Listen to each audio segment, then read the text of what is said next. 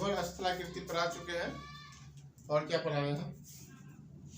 तटीय स्थलाकृति पढ़ा चुके हैं, एरिया तट, फ्योर्ड तट ये पढ़ा चुके हैं, और आइस भी पढ़ा चुके हैं। डाई इसमें क्या पढ़ा है? यू शेप वैली, लटकती घाटी, नुनाटक, सड़क, इरीटी, कॉल, ये सब पढ़ाए थे। गिरिश्रिंग, और क्या ड्रमलिन पढ़ाए थे, एसर पढ़ाए थे। आज लिखिएगा विंड टोपोग्राफी। आज का टॉपिक होगा हम लोग का विंड टोपोग्राफी। विंड मतलब हवा, हवा के कारण जो स्थलाकृति का निर्माण होता है उसे कहते हैं विंड टोपोग्राफी कहते हैं। ठीक है, ठीक है। तो देखिएगा ये दो स्टेज में होता है। तो यहाँ पर हम पहला स्टेज देख लेंगे, स्टेज 1। इसमें आप देखिएगा एक होता है छत्रक। छत्रक कुरमुत्ता का नाम सुने हुआ है, इसको गोबर छत्ता कहते हैं। ठीक है, तो ये कुछ इस तरह का दिखता है।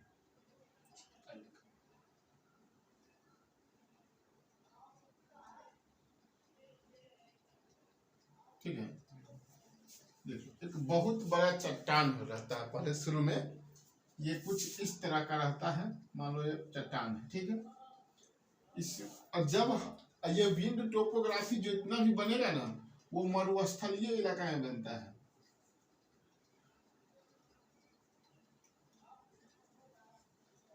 मरुस्थलीय इलाका में बनता है। ठीक है, तो जब ये इस तरह का चट्टान है, मरुस्थल में जब हवा चलेगा तो उसके साथ बालू धूल कण मिक्स होगा। धूल कण से कभी तुम देखा होगा जब चल रहे हो कहीं, हवा जब तेज बहते रहता है, धूल कण उड़ते तो चोट लगेगा, महसूस होता है ना कुछ चोट लग रहा है आंधी में। ठीक है, तो इसमें क्या करेगा, धूल कण मिक्स हो जाता है, और ये क्या होता है जब इसके सतह से ये टकराएगा तो इस साइड से इसको तोड़ना स्टार्ट करता है, इस साइड से भी तोड़ देता है, नीचे से भी तोड़ता है। ठीक ना, और ये ऊपर वाला पार्ट केवल इस तरह छत्ता की तरह दिखने लगता है, यानी ऊपर वाला पार्ट मजबूत होता है, बीच का पार्ट कमजोर होता है। तो ये टूट करके इस तरह का शेप का निर्माण करता है, उसको क्या कहा जाता है? तो छत्रक कहा जाता है। ये एक होता है भूस्तंभ। इसके आगे की घटना होता है जब ये वाला पार्ट भी टूट जाता है तो ये स्तंभ की तरह तुमको पर्वत कहीं कहीं खड़ा दिखेगा, इसी तरह इसको कहा जाता है स्तंभ कहा जाता है, भूस्तंभ। इसको क्या कहा जाता है? तो भूस्तंभ। यही जब भूस्तंभ कहीं कहीं 3-4 गो इस तरह से समूह में हो तो इसको कहा जाता है यारडंग। यारडंग के नाम से इसको जाना जाता है। ठीक ना, और ये जब यारडंग नीचे टूट करके छोटे छोटे कुछ इस तरह से बिखर जाता है तो इसको कहा जाता है डाइकांटर कहा जाता है। चलो इंसेनबर्ग, डाइकांटर नहीं, इंसेनबर्ग कहा जाता है। मान लो ये टुकड़ा में टूट गया, टूट के छोटा छोटा टुकड़ा जमा हो गया तो इसको कहा जाता है इंसेनबर्ग। और ये इंसेनबर्ग सा कोई एक, इसका जो कोई एक पार्ट जब कुछ इस तरह से चौखोट आकार में लमसम हो जाता है और ऊपर वाला सतह एकदम प्लेन हो जाता है तो इसको कहा जाता है। तो छत्रक लिख कर डैश दीजिए, छत्रक लिख कर डैश दीजिए।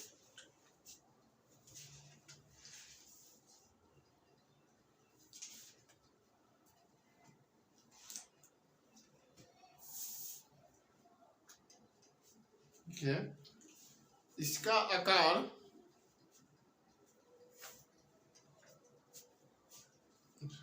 कुकुरमुत्ता की तरह होता है।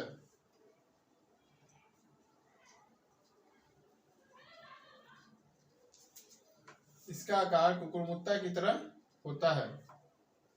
कुकुरमुत्ता कैसे होता है? गोबर छत्ता। एग्जाम में गोबर छत्ता नहीं मिलेगा। देखो, मजबूत और कमजोर चट्टान,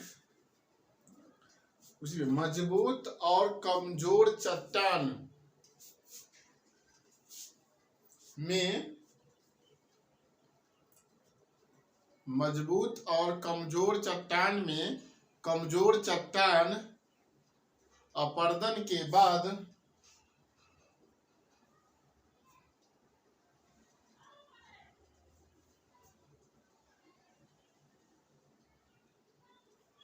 के बाद टूट जाता है, जिस कारण से क्षत्रक शिला का निर्माण होता है। जिस कारण से क्षत्रक शिला का निर्माण होता है। शिला मतलब पत्थर।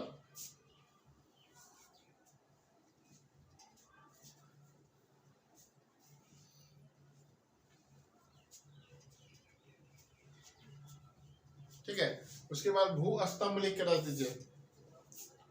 भू स्तंभ लिख कर रख दीजिए।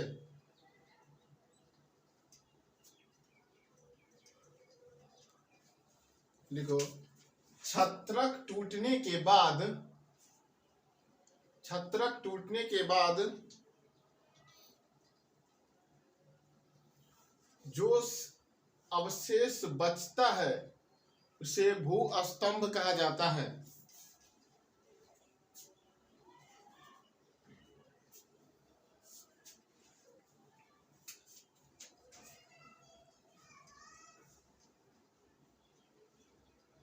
ठीक है, नेक्स्ट आगे लिखिएगा, यार्डंग लिख के दे दीजिए। यार्डंग,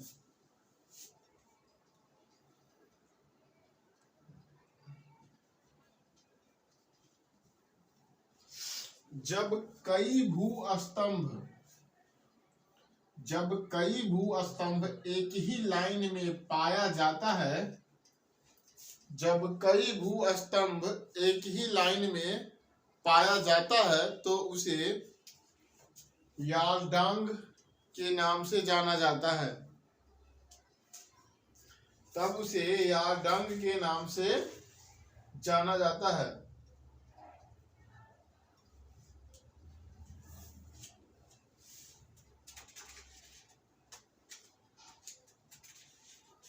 ठीक है, उसके बाद लिखिएगा इंसेनबर्ग।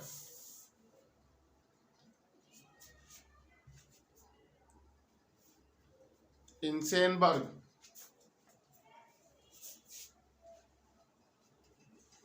देखिए, जब यार्डंग टूटकर छोटे छोटे टुकड़ों में बिखर जाता है तो उसे इंसेनबर्ग कहा जाता है। तो उसे इंसेनबर्ग कहा जाता है।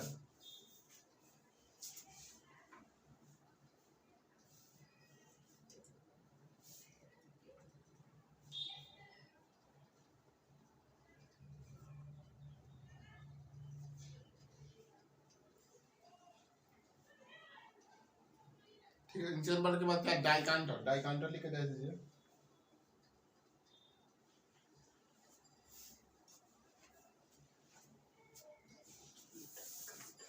डाइकांटर,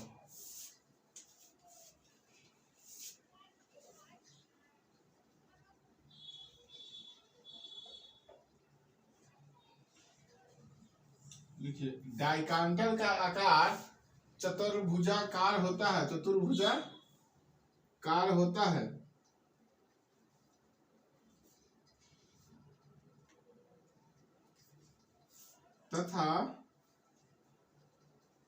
तथा यह स्थलाकृति इंसेनबर्ग की बाद बनता है।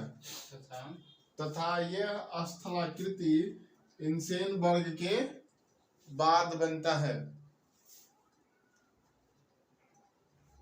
देखिए, तो ये जो जितना भी घटना होता है ना, ये अपरदन के कारण होता है।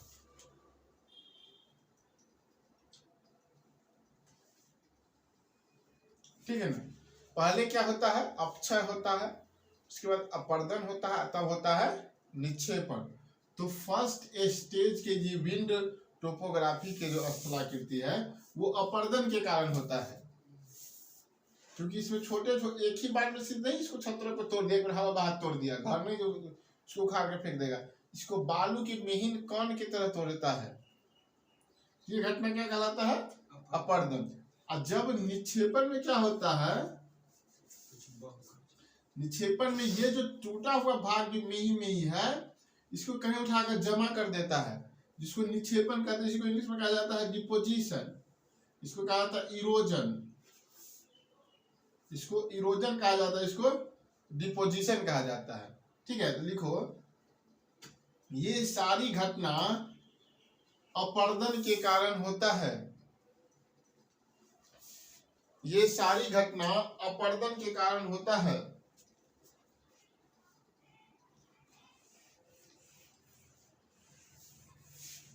अब स्टेज 2 में लिखिएगा, निक्षेपण के कारण बनने वाले विंड स्थलाकृति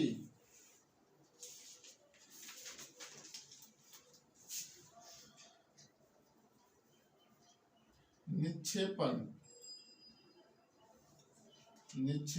के कारण बनने वाले विंड स्थलाकृति मतलब हवा स्थलाकृति। ठीक है, देखिए इसमें एक होता है बरखान होता है, ठीक है, बरखान होता है, एक होता है सैंड्यूम होता है, दूसरा पे लिखिएगा सैंड्यूम होता है, और तीसरा पे लिखिए होता है लोएस का मैदान।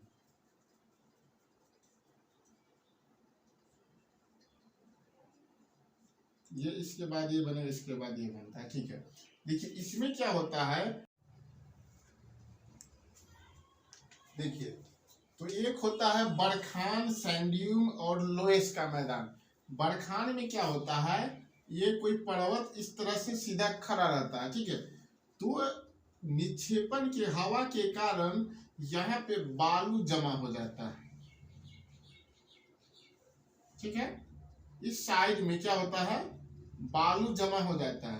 तो इस तरह से जो कुछ दिखता है ना, इस तरफ पर्वत हो और इस एक तरफ में बालू जमा हो, तो इसको कहा जाता है बरखान। और जब ये बालू इस तरह से, अगर मान लो ये पर्वत टूट गया, इस पर ज्यादा दबाव पड़ेगा तो ये पर्वत टूट जाएगा, गिर जाएगा, तो कुछ इस तरह का दिखाई देगा। तो इसको स्तूप कहते हैं या सैंड्यूम कहते हैं, स्तूप या सैंड्यूम।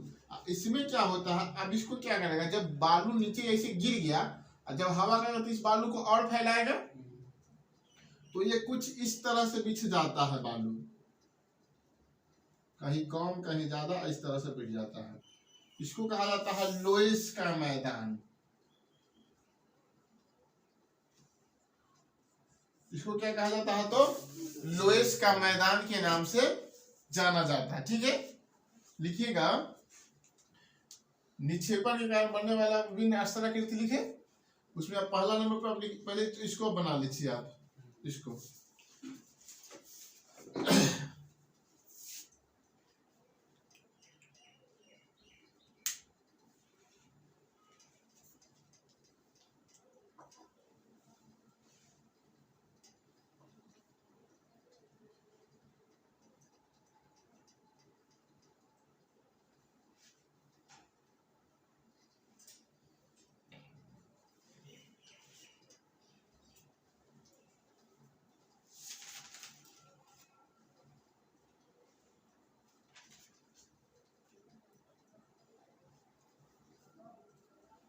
हो गया, नहीं हुआ अभी।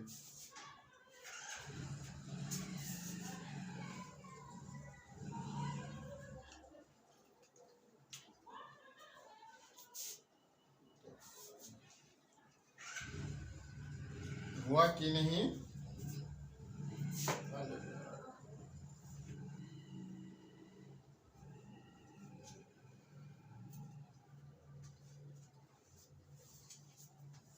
हो गया।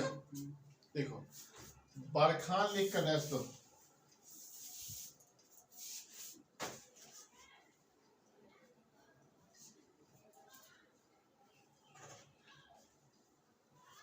ठीक है, जब पर्वत के पीछे बालू का ढेर जमा हो जाता है, जब पर्वत के पीछे बालू का ढेर जमा हो जाता है तो उसे बरखान के नाम से जानते हैं।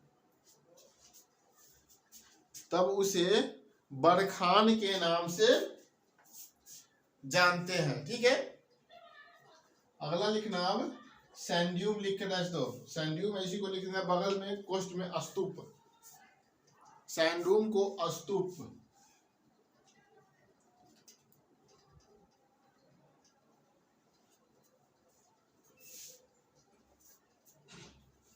सैंड्यूम को स्तूप लिखा। लिखो जब बालू जमा होने के कारण पहाड़ टूट जाता है, जब बालू जमा होने के कारण पहाड़ टूट जाता है तो सैंड्यूम स्थलाकृति का निर्माण करता है। तो अब सैंड्यूम स्थलाकृति का निर्माण करता है।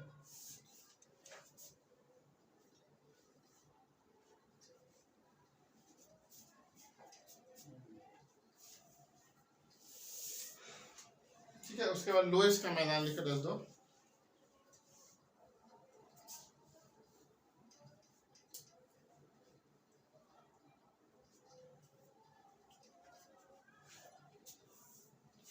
जब स्तूप को हवा द्वारा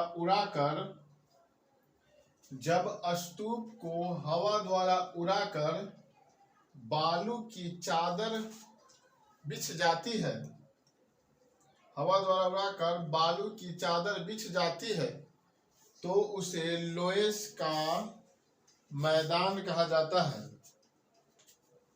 तब उसे लोएस का मैदान कहा जाता है। नींद आ रहा है आपको, सो जाइए। लोएस का मैदान कहा जाता है। ठीक है, देखिए तो एशिया में सबसे बड़ा लोएस का मैदान कहाँ है? तो चीन में है।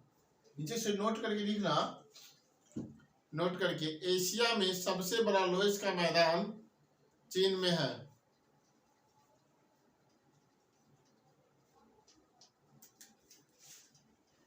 सबसे बड़ा लोएस का मैदान चीन में है।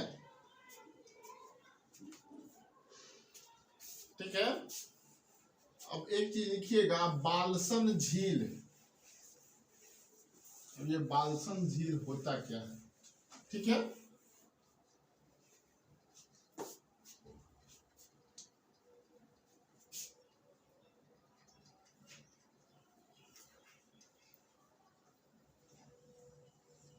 देखिए ये चारों तरफ से मरुस्थल वाली भूमि है। ठीक है, इसके इर्द गिर्द अंदर से पर्वत है। ये क्या है? मरुस्थल है। ये क्या है? इसके अंदर हाँ पर्वत है। इसके अंदर जब कोई झील पाया जाता है, इसी झील को बालसन झील के नाम से जानते हैं। और जब ये झील सूख जाता है तो इसे प्लेया के नाम से जानते हैं। ऐसा इस तरह का झील राजस्थान के पुष्कर में पाया जाता है। ठीक है, राजस्थान के कहाँ पे? पुष्कर में पाया जाता है। अजमेर, हाँ अजमेर, हाँ अजमेर वाले पुष्कर भी तो अजमेर में ही पड़ता है। अजमेर लिखो इसको, अजमेर में, अजमेर में पाया जाता। बालसन झील किसको कहेंगे? जब चारों तरफ से पर्वत हो, उसके बीच में क्या हो? झील हो, और पर्वत के चारों तरफ क्या हो? मरुस्थल हो, तो उसके अंदर जो झील होगा उसको बालसन झील कहेंगे। जब वो झील सूख जाता है तो उसको क्या कहा जाएगा, प्लेया झील के नाम से जाना जाता है। ठीक है, तो लिखिएगा बालसन झील, लिख के रख दीजिएगा। बालसन झील लिखिए, रख दीजिए। इस झील के चारों तरफ, इस झील के चारों तरफ पर्वत, इस झील के चारों तरफ पर्वत तथा पर्वत के चारों तरफ मरुस्थल पाया जाता है।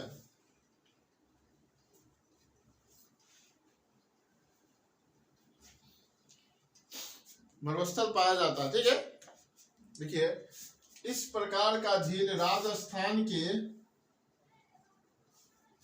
इस प्रकार का झील राजस्थान के अजमेर में पाया जाता है। इस प्रकार के झील राजस्थान के अजमेर में पाया जाता है, जिसका नाम आना सागर झील है। जिसका नाम आना सागर झील है। ठीक है, लिखिएगा। जब यह झील पूर्णतः सूख जाता है, जब यह झील पूर्णतः सूख जाता है,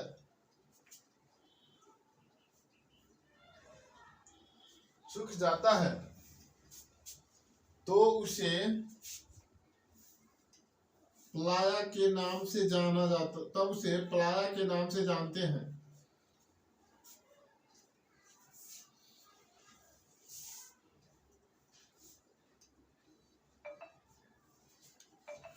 प्लाया के नाम से जानते हैं। लिखो, प्लाया झील में, प्लाया झील में सिलिकॉन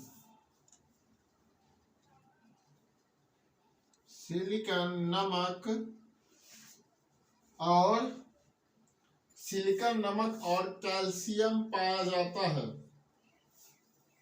सिलिकॉन नमक और कैल्शियम पाया जाता है। ठीक है, तो बालसन झील कहेंगे किसको, बीच में झील हो, उसके चारों साइड पर्वत हो और उसके चारों साइड मरुस्थल हो। जब यह झील सूख जाता है तो इसे प्लाया कहा जाता है।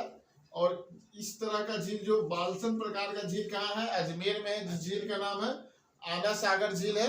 इसमें क्या क्या पाया जाता है, प्लाया में सिलिकॉन नमक और कैल्शियम की प्रचुरता होती है। ठीक है, तो टोपोग्राफी में हमें एक और टॉपिक बच गया जो कि हम कल पढ़ेंगे। उसका नाम है समुद्री स्थलाकृति, जिसमें समुद्र के अंदर किस तरह से स्थलाकृति है और किसका नाम क्या है, उसके बारे में हम कल पढ़ेंगे। टीला वाला कहाँ बना है? टीला कौन टीला? पता नहीं, इसीलिए क्या टीला रहता है जो ऐसे रहता है, उसके अंदर पहाड़ ऐसे लिखा रहता है।